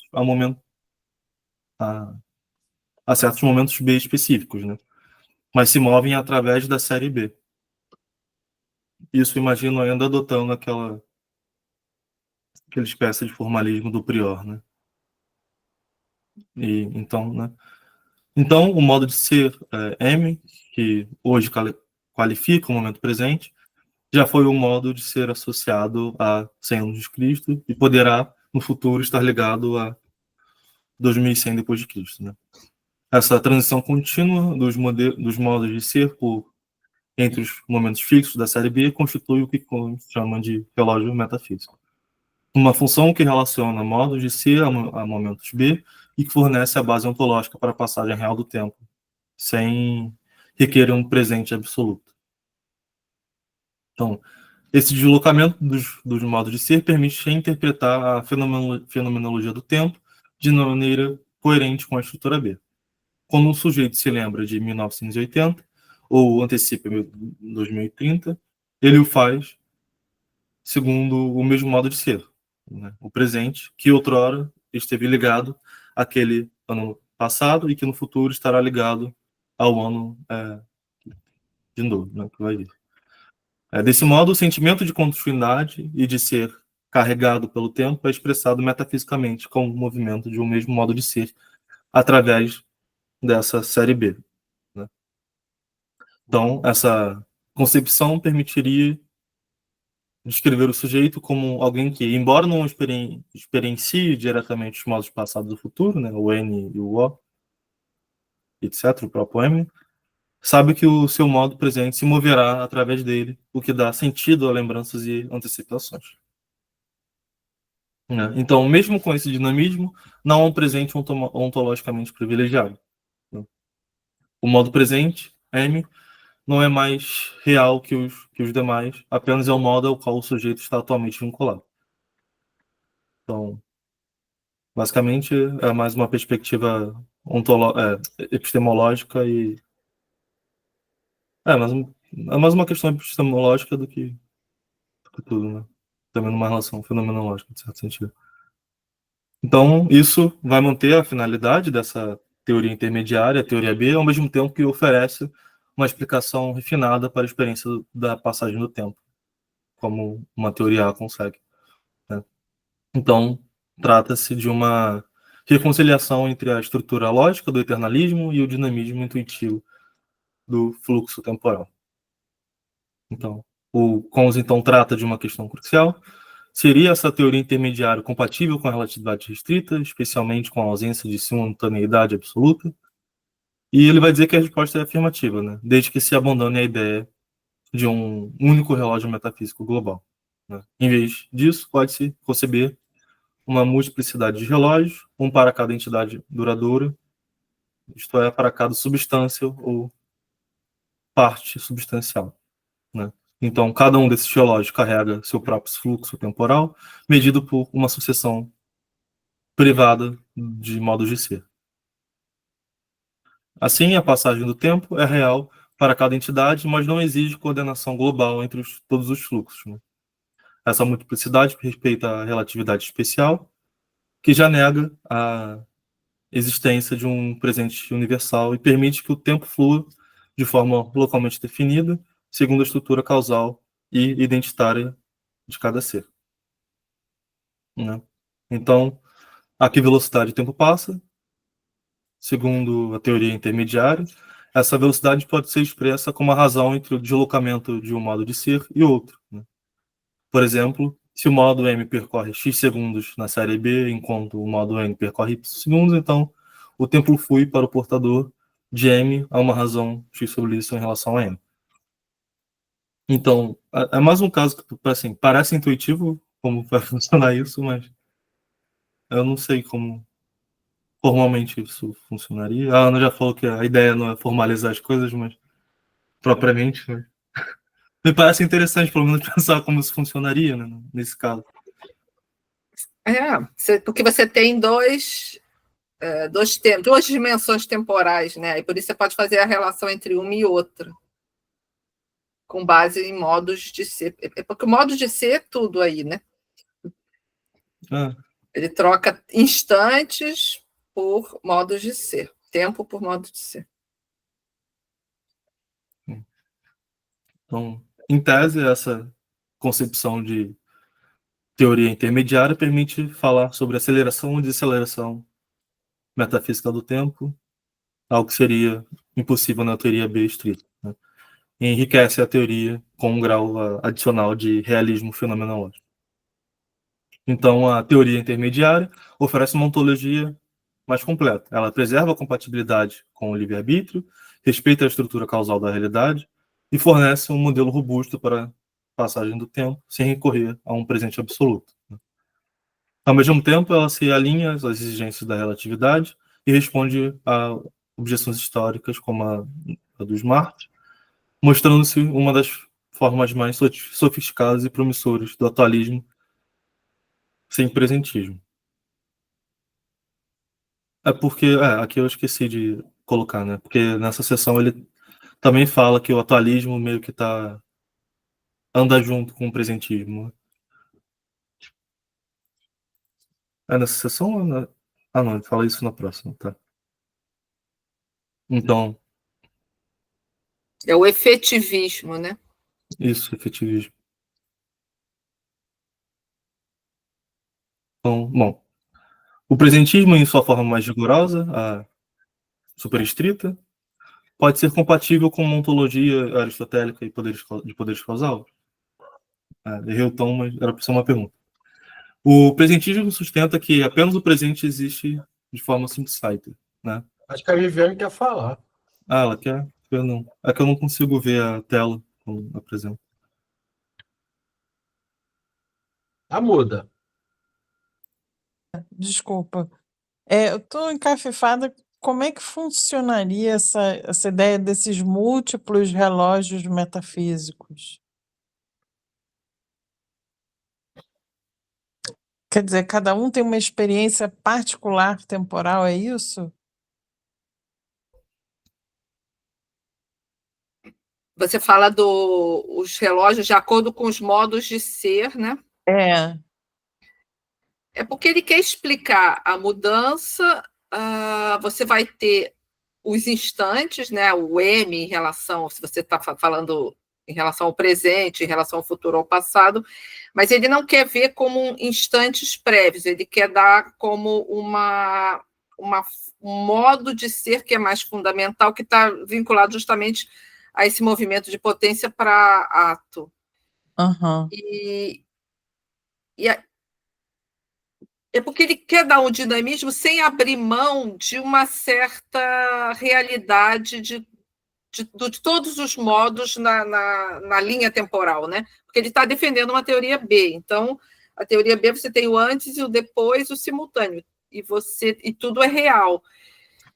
E é um pouco abstrato você entender modos de ser como ato e potência, e os eventos estão todos ali naquela estrutura, sem o presente privilegiado. Mas por que ele se move? Porque ele quer salvar a fenomenologia subjetiva do tempo que a gente tem, de que a gente está vivendo no agora.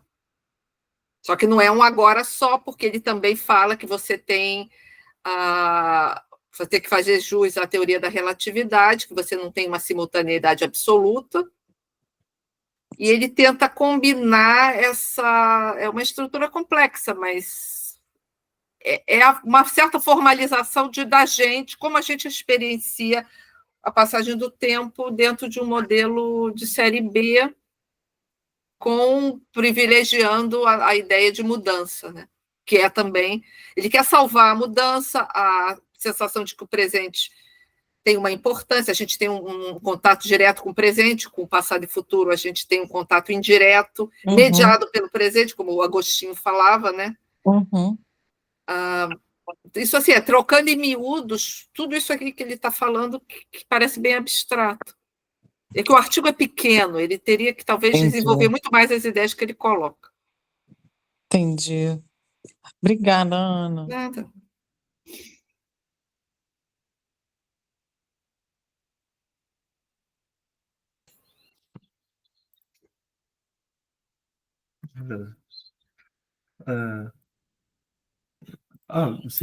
Quando você quiser falar, Viviane, você pode só abrir o microfone, porque eu não consigo ver a tela do... Desculpa, querida, te interromper. Eu devia te avisado, né? Porque você falou que você está sem ver. Não, já terminei aqui. Obrigada.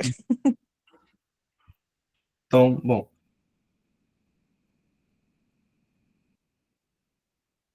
Então, acho que por aqui, né?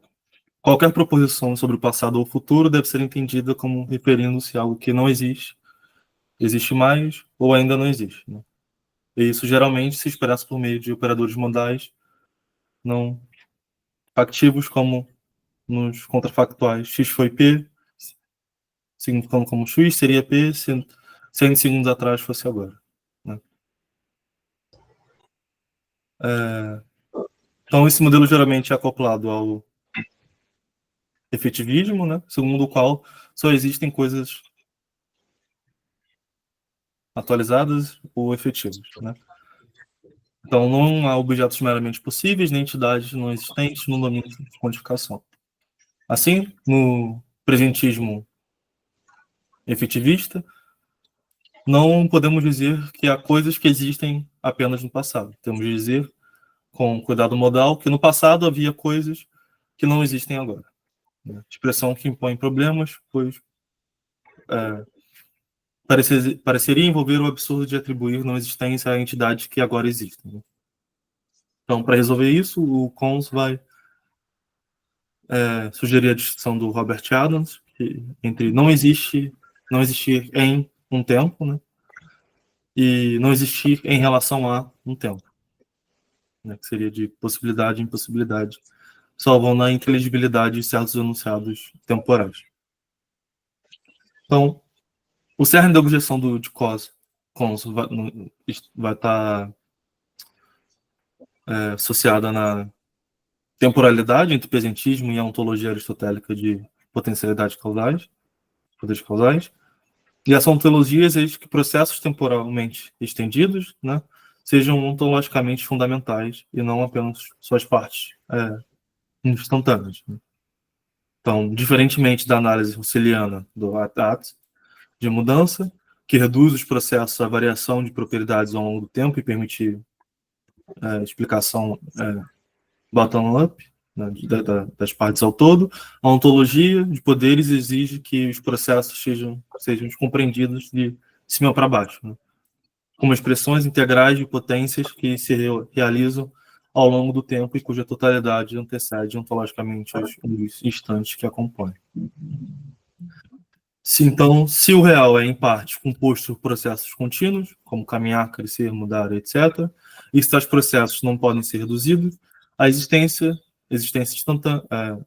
instantânea de suas partes, então o presentismo enfrenta um problema. Como sustentar que tudo que existe apenas agora, se aquilo que chamamos de processo só é real enquanto se prolonga no tempo, né?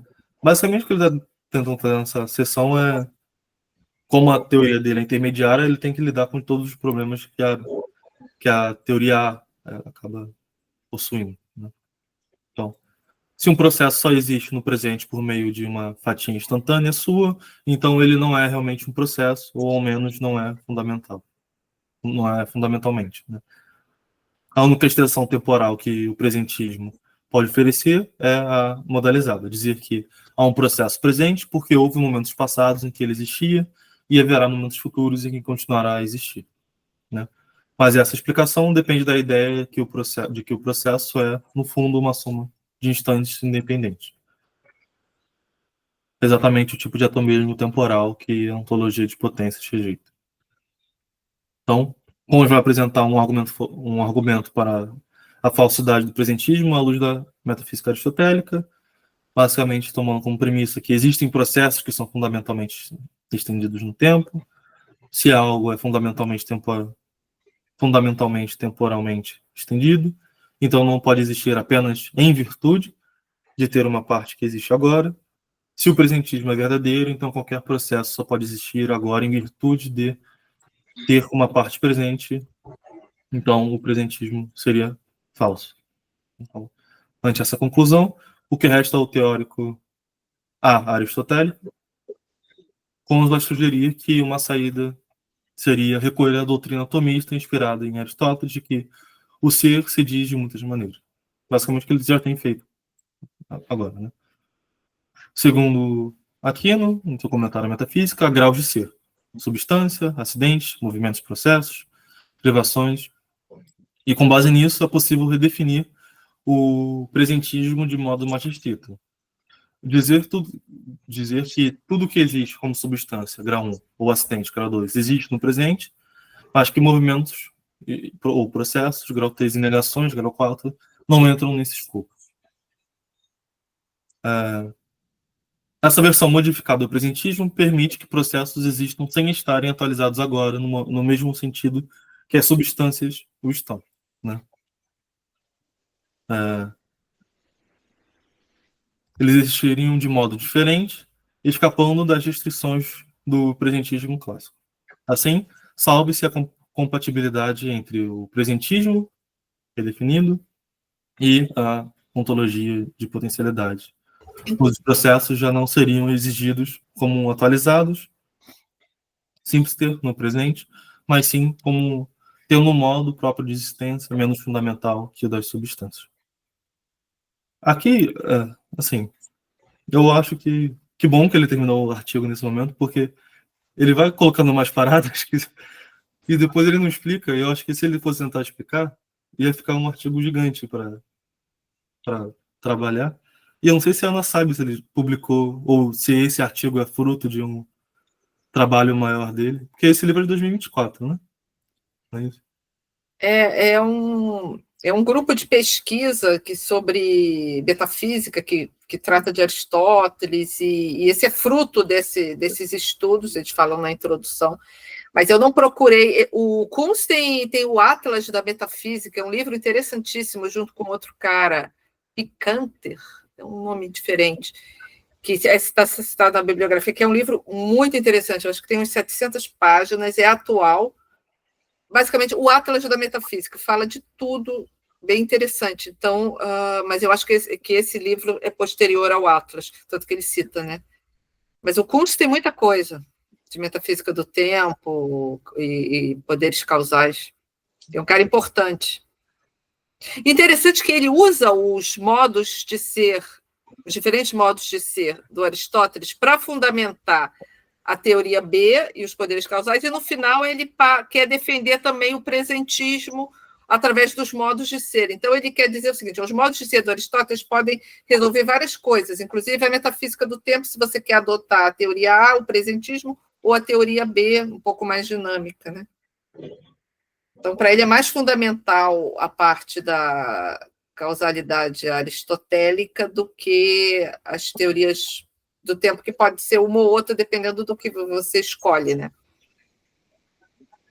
Eu achei legal. No final, ele está defendendo como é possível defender o presentismo, que vai contra o que ele vem falando. Ele defendeu o tempo todo uma teoria dinâmica B, né? Intermediária. Mas, Bom, isso mostra que ele é muito aristotélico. Agora, para Aristóteles não tem relatividade, né? O mundo é basicamente como depois Newton vai formulá-lo em termos espaço-temporais. Então, se a gente coloca a relatividade, aí já não dá mais para sustentar essa teoria intermediária. Sim. Não, e o próprio Aristóteles é considerado presentista, mas não o presentismo estrito como a gente vê, porque essa própria ideia de que a atualização da potência exige um processo, o processo não é o presente instantâneo. Você vai ter parte do passado e parte do futuro. Então, você tem que realmente ter um presentismo modificado e não aquele totalmente quase solipsista, né? Uhum.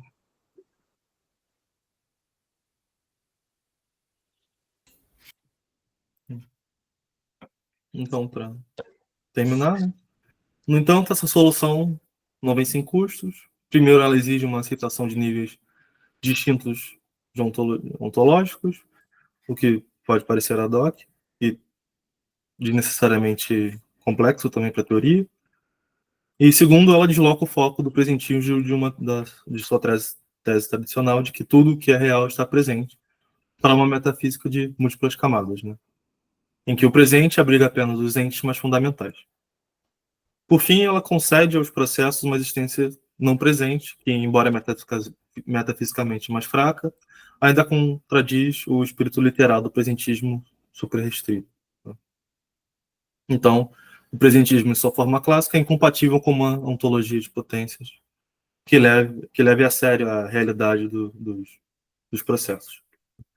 Então, a única maneira de salvá-lo é configurá-lo como um presentismo estratificado, no qual só certos tipos de entes precisam existir simpliciter no presente. Trata-se, assim, de um abandono parcial do presentismo como tese ontológica universal, uma concessão que, para alguns, pode ser suficiente, para outros, uma rendição da postura do presentismo. Né? E os meus notas acabam aqui. Eu acho que daqui ele vai para a conclusão, né, basicamente, do artigo em si.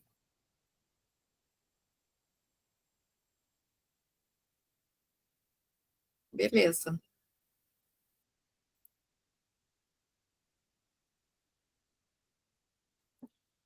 Então agora a gente se encontra daqui a 15 dias, né? 14 dias. E eu acho que eu vou apresentar, eu falei que eu ia apresentar o capítulo 5, acho que eu vou ficar com o 5. O 3, se alguém quiser apresentar no futuro. Ou outros capítulos, né? Dia 3, então, né? Dia 3. Viviane, se quiser dar uma olhada no livro, apresentar não, alguma eu quero coisa. apresentar sim, mas eu vou precisar mais de um tempinho, porque eu andei meio envolvida com cirurgia e tal, então também tô meio atrasada aqui com o material do curso. Mas aí seria o caso de você apresentar o capítulo 5, né? Aí, Isso. e depois, na próxima, você pretende apresentar alguma coisa ou seria um momento de outra pessoa se candidatar? Não, aí no dia 17 sou eu com o É capítulo 6. você. Tá joia. Então eu posso apresentar depois do Luiz, se tiver vaga. Então, a gente estava falando no início, dia 2 de julho pode ser o último encontro antes das férias, né? Tá. Aham. Se Alessandro A tem gente ia férias. checar com o Alessandro, né, Alessandro? Como é Oi? que é A gente ia checar com você o calendário. Pode ser dia 2 de julho ou primeiro? O último encontro do semestre. 1º de julho, né? 1º de julho. Primeiro, Não é 2? 2 é quarta. 1º de julho, desculpe. Pode ser 1º de julho, tá bom. Aí, Viviane, você escolhe o que você... Um capítulo desse livro? Esse livro, você tem ele, aí você escolhe o que você quiser apresentar, qualquer um. Tá joia. Tá bom, então. Então, vou dar uma olhada e eu aviso no grupo, então. Eu converso com vocês. Eu queria pedir desculpa também, porque do nada eu tive uma crise na coluna, fui parar na emergência.